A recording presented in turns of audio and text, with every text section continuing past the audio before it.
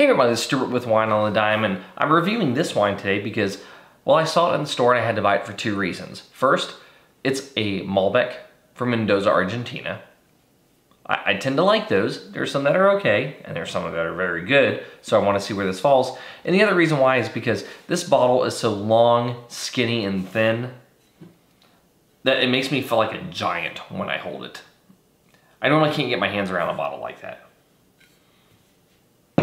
I know how Andre the Giant feels now.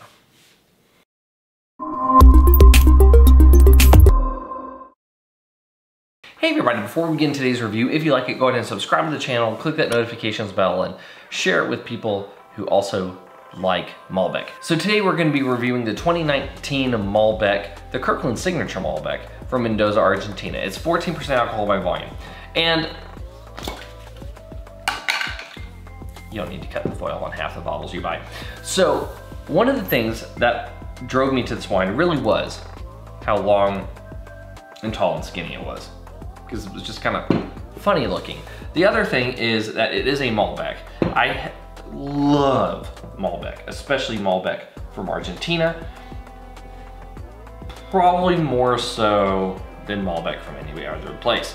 Mostly because of its affordability and the fact that it's typically grown in a high climate and you get some interesting things.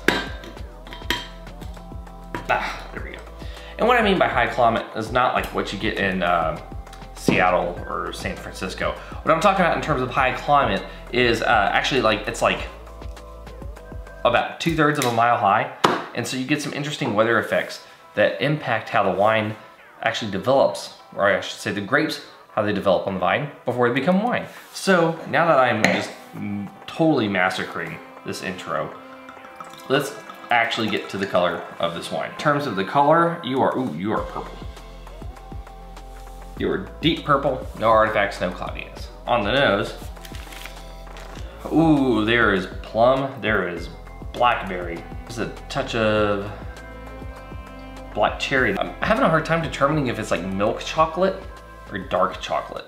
There's definitely a chocolate presence on here. Tobacco, like a sweet tobacco note. And then I'm getting like a little bit of walnut, which I wasn't expecting at all. There's a little bit of a clove, kind of like an allspice type note. This is a little bit all over the place. Maybe there's a touch of like black currant. But honestly, the thing that intrigues me most about this is that chocolate is actually present enough to where I'm wondering how it impacts the palate and balances with the rest of the flavors. Well, let's figure that out now, shall we?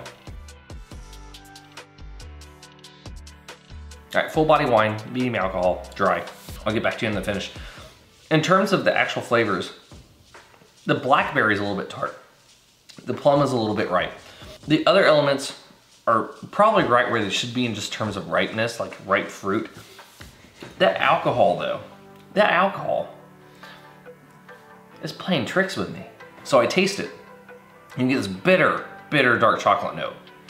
As it goes into the finish, it almost mellows more into a milk chocolate note. And the spiciness of the wine is just noticeable enough to be detected, but it's nothing overpowering. It kind of balances in with just the overall just primary fruit notes of the wine. There's nothing, I mean, it's a bold wine, but there's nothing that is just smashing you in the palate. It's just trying to hold up to itself the whole time. And it honestly does a really good job of it. But how good of a job does it do? Let's get to the blick.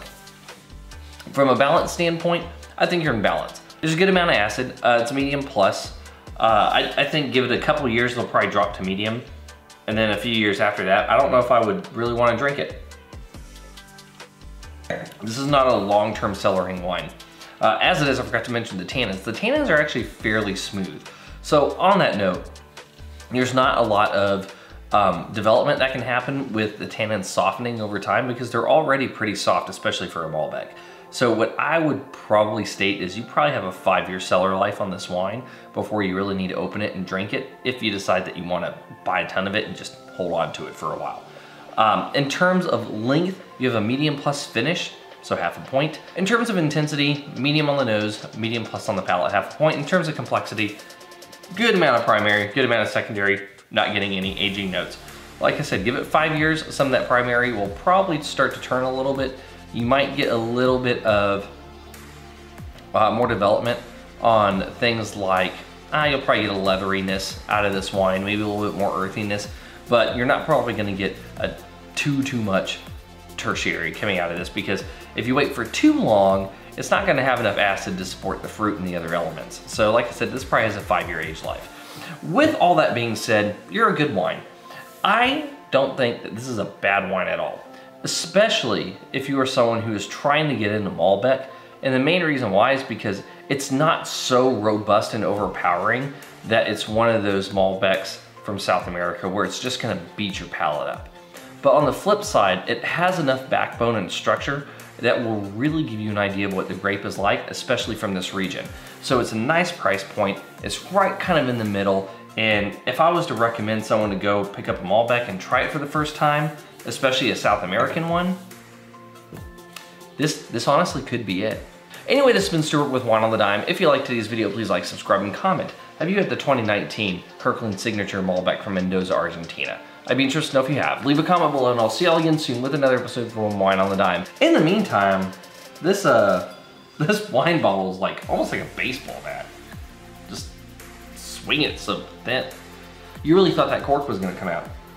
Yeah, I'll be honest, me too. I was trying to figure out in my head in that moment how I was gonna tell my wife I ruined her brand new disc.